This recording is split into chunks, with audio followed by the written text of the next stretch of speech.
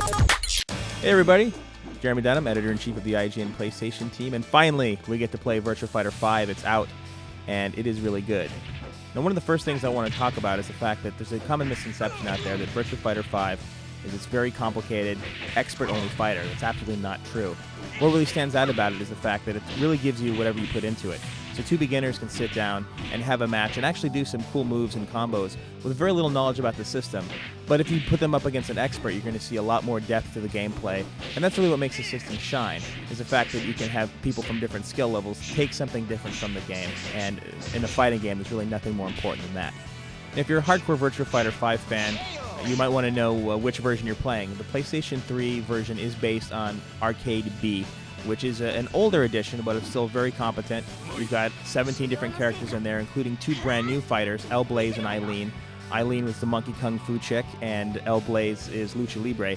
And I must say that the new characters are both very addictive and very fun to use, and they fit in well with the existing lineup of old favorites like Jackie and Akira and the rest of the gang.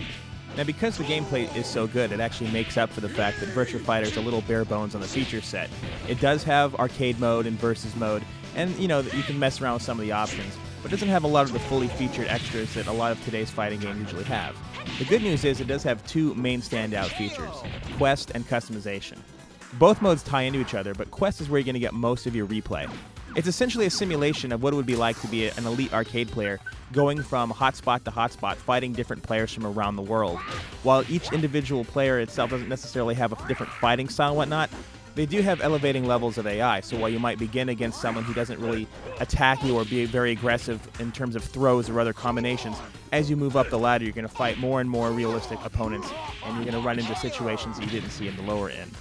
That does expose one of the weaknesses of Virtua Fighter 5, which is its AI, but because this is a two-player game meant to go against another person, it really doesn't hurt the title as much as it would in, say, something like a first-person shooter or an action title.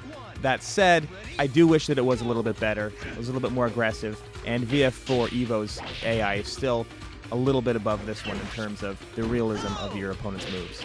VF5 does have an advantage over Evo, though, with its customization mode.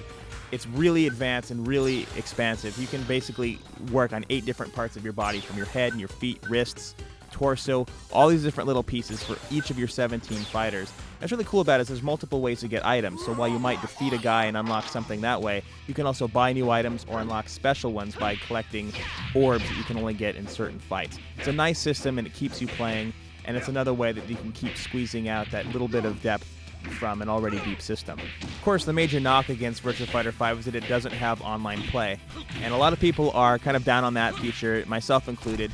On a next-generation system, when you have previous titles on older systems that already have online play, it's kind of disappointing to see a game that so emphasizes the idea of fighting against another person. It doesn't allow you to do it outside of your own home.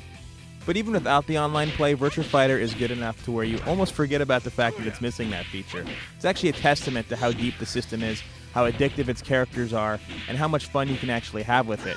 I've already reviewed the game, I've already been playing it for weeks, and I'm going to continue to play it more, and I think that says a lot about this game.